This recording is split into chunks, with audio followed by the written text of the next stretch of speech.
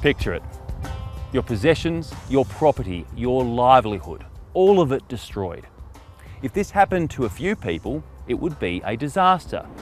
So consider what Australia has been through since September last year. The bushfires and the floods that have cut such a massive swathe through Australia's landscape are unprecedented. Many regions are still grappling with what's been lost. ABC Canberra has travelled through southern New South Wales. We've listened with locals. These are brave, resilient, uncertain, fragile, hopeful people. They're looking for a better day ahead. Come with us now on the ABC Canberra Road to Recovery.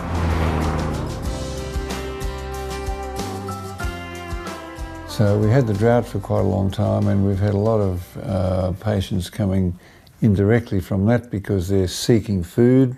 They get hit on the verge of the road, and so either the ones that are hit come to us, or if the mother is killed, then the joeys, whether they be wombats or kangaroos or wallabies, they come to us because they're often injured as well. And with the advent of the bushfires, of course, we get all the fire victims, and we get those who have been displaced because of the drought and the fire. Is it even possible to estimate the numbers of animals since, say, mid-October through until now that you've treated, that you've seen to? I'd have to add it up, but I guess probably at least 100 a month. That would be a vague sort of number, but 100 a month would be a number, yeah. How hard is it for you and your volunteers to stay on top of that? Because the demand is so great and the animals are obviously under so much stress. They are under great stress, being wildlife, and of course they don't just all come during 9 to 5, they come at any time of day or night, any day of the week, and so we're continually on call. We have a constant input of patients coming to us for help, which means that we're working fairly long hours and have been for quite a long time.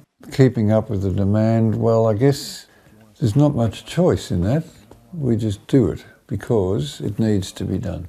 Well, I guess there's the physical problem of tiredness because we have other things we're supposed to do as well, but there's also the emotional tiredness, and the constant input of pain and suffering is tiring emotionally. We deal with that because it needs to be dealt with, and the good news from my point of view is that we can do something about it. How much has the recent rain given you hope, but also the likelihood that the patients might start to wane? Well, it doesn't take long for things like the grass to start growing. You know, within a few days, the green appears out of the dust, and that's very encouraging because a lot of the patients that we have will now be able to seek food without going on the verge of the road, so that'll help. The recent rain has been quite, very good actually in lots of places, so there's a chance now for that habitat to begin recovering. And is there a chance even you could get a night's sleep? I don't want to go to extremes, no, probably not yet. We're still busy. We'll get some sleep soon, but that's fine. I hope for your sake you get that well-earned rest at some stage soon, Howard. Thank you.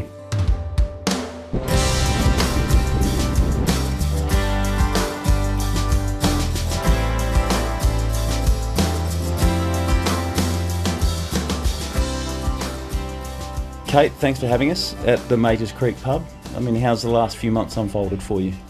Well, back in the end of November when I was away for the first weekend that the North Black Range fire took off, so I was sort of coming right into the thick of it on my way home and pretty much haven't left since then because of the other fires that started eventuating. And then over the weeks it just rolled that there was more and more fires, different fires, and it came from different angles. We were just really watching it in communication with locals and firefighters in the area to see which direction it was coming from and how we needed to react to it. How much of a refuge was this place, time after time, when all those different fire fronts kept threatening? While we didn't have a lot of visitors during that time, the locals were constantly coming here for information because apps like Fires Near Me weren't updating.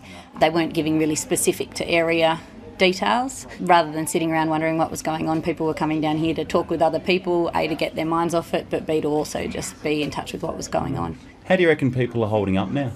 I think they're good. It was after we got plenty of rain after that, it was sort of from one distraction to the other, so we're sort of like moved from fire to flood. So I think people are doing pretty well, really. We were very lucky there wasn't more property destroyed with specific regard to Majors Creek. While we had fire on 3 sides, Majors Creek itself is relatively unharmed. So no houses got lost here. A massive effort though by the mosquito fleets, the RFS crews as well. Excellent effort. How huge has that effort been right up to now to result in Majors Creek being preserved? It was ongoing. It was ongoing for the whole 6 weeks that it was happening. So the Mozzie crews were pretty instrumental in stopping the North Black Range fire coming over, as were the mine. The mine put a lot of resources into the fires for the whole time, not just that one that was encroaching on their territory, but providing water and staff. And tankers for fires. So then the Mozzie crew over on the Reedsdale end were pretty instrumental, and through Araluen. And then we were lucky that the Jindon fire didn't make it this far because of the rain. How much did you find, Kate, that the pub became a bit of a meeting point where people sought information and maybe some support? Definitely, and they were dropping in between shifts as well, so people were constantly coming and seeing what was going on and debriefing specifics of their experiences. What do you want people who don't live in the Majors Creek and Araluen region to know? That we're here. That everything's fine. I guess a lot of people pass through Braidwood and head down to the coast, and so they're not necessarily in this area coming to have a look, but there is a lot of village communities nearby us. Araluen, Nerriga copped it pretty hard, so they're sort of another sub-region of Braidwood. And do you reckon everyone will be able to pull themselves back up, not only physically but mentally, through all of this? I think that sort of depending on the type of person, some people probably had more raw experiences and other people didn't, but mostly in Majors Creek the feeling is that it's onward and upward. It's great of you to have us along. Thank you, Kate. Thanks for coming.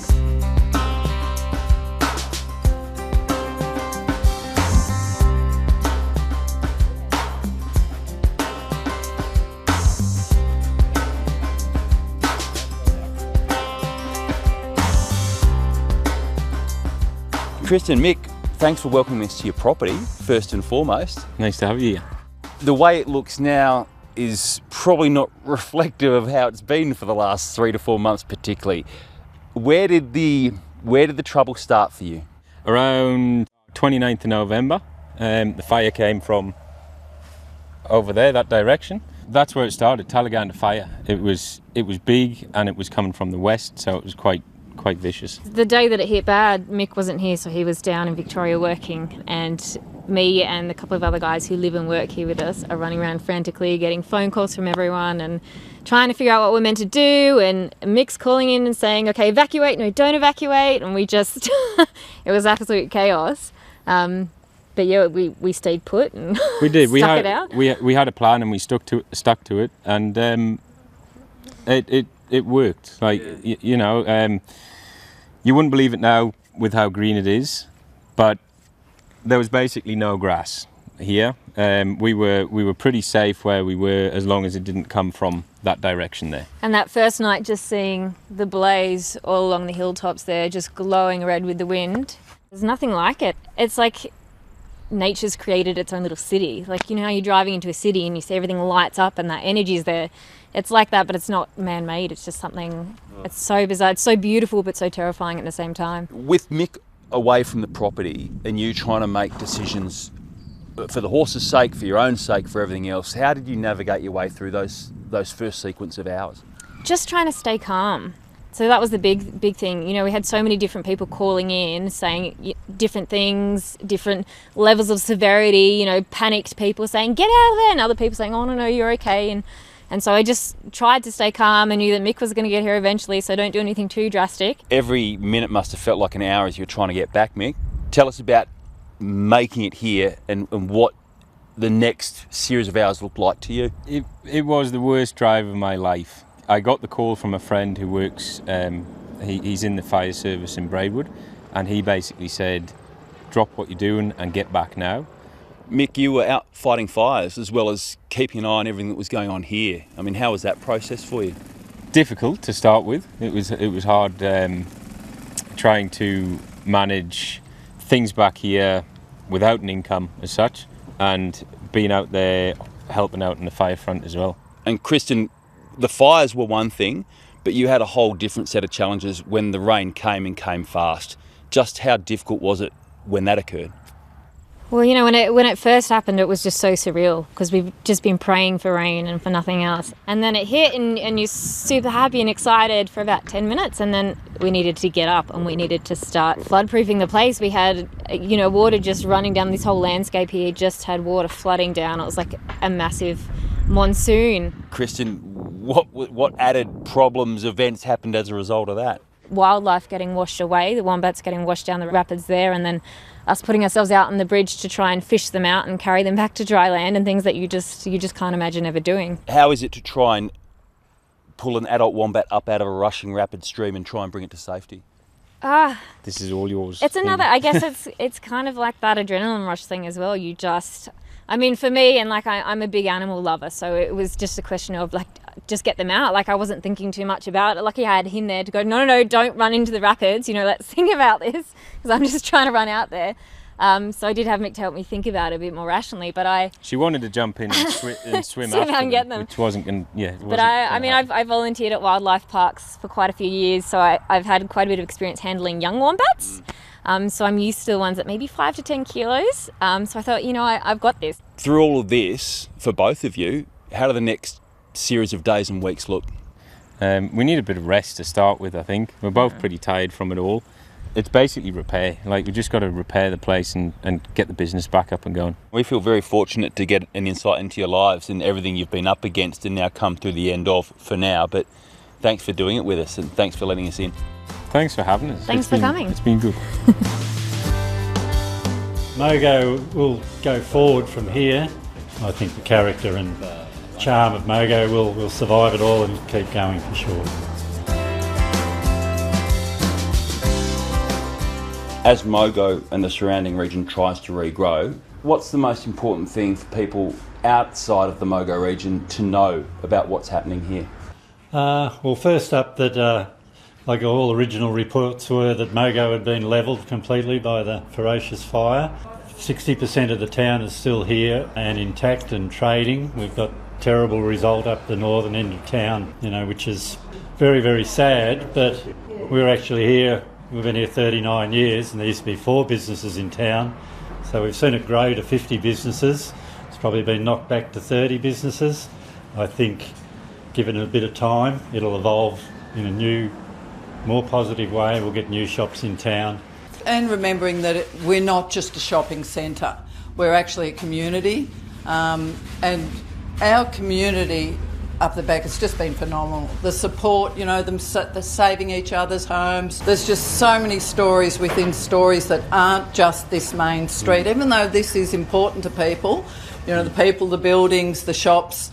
There's so much more to Mogo than that, and it is the background people.